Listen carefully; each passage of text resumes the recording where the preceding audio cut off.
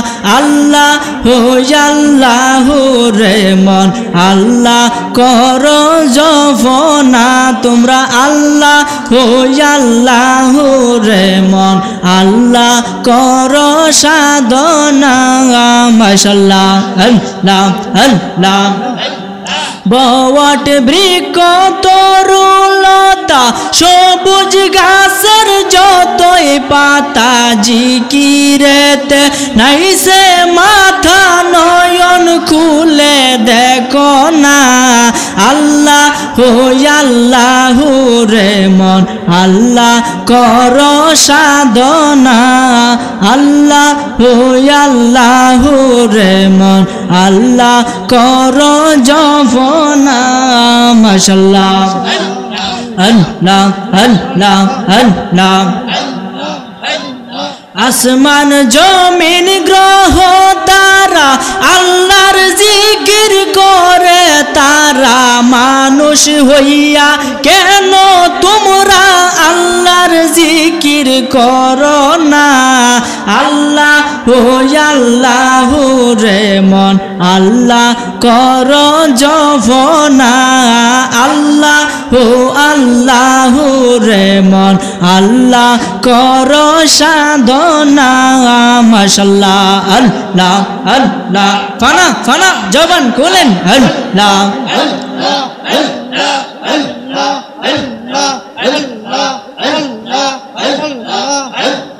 আল্লাহ আল্লাহ নবী বিনে বান্ধব কেহ নাই হাইরে মুমিন ভাই নবী বিনে আপনার কেউ নাই মাশাআল্লাহ ইয়া হাবলি উম্মতি কান্দে নবী দরদি উম্মত সারা নবী কি সই বুঝে না মাশাআল্লাহ ইয়া হাবলি উম্মতি কান্দে নবী দরদি উম্মত ছাড়া নবী কিছুই বুঝে না মাশাআল্লাহ রহমাতুল লিল আলামিন শাফিয়াল মুজনাবিন কান্দে নবী উম্মতের মায়ায় আইরে মুমিন ভাই নবী বিনে দরদিয়ার নাই মাশাআল্লাহ আল্লাহ আল্লাহ বনের অযোগ্য হরে চির সতর দরে নবীজিকে ছায়া দিত ভাই মাশাআল্লাহ এই সমস্ত মাঝে যাওয়া দেখিয়া মা খাওয়া এই সমস্ত মাঝে যাওয়া দেখিয়া মা খাদি যাওয়া জীবন যৌবন সইপা দিল পায় আইরে মুমিন ভাই নবী বিনে দরদিয়ার নাই মাশাআল্লাহ আল্লাহ আল্লাহ আল্লাহ আল্লাহ আল্লাহ উপর উপর দেখতে বালা ভিতর ফুইরা কয়লা আমি জানি গো মুর্শিদ নামে আছে কত জ্বালায়া আমি জানি গো হাজারির প্রেমে আছে কত জ্বালায়া মাশাআল্লাহ মান কোলো মান সব হারাইলাম মুর্শিদ প্রেমে পইরা আয়া মান কোলো মান সব হারাইলাম হাজারির প্রেমে পইরা মাশাআল্লাহ আল্লাহ আল্লাহ আল্লাহ দেখা যদি নাইবা দিবা কেন প্রেম শিখাইলায়া আমি জানি গো দয়ালের প্রেমে আছে কত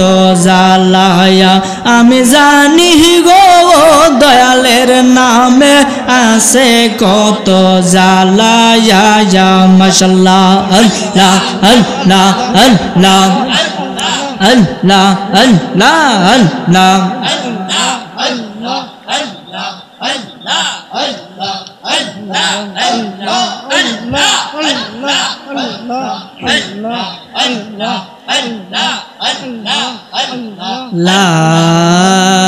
ইলাহা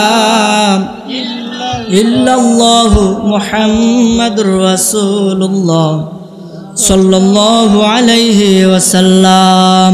সকলে বলি আলহামদুলিল্লাহ।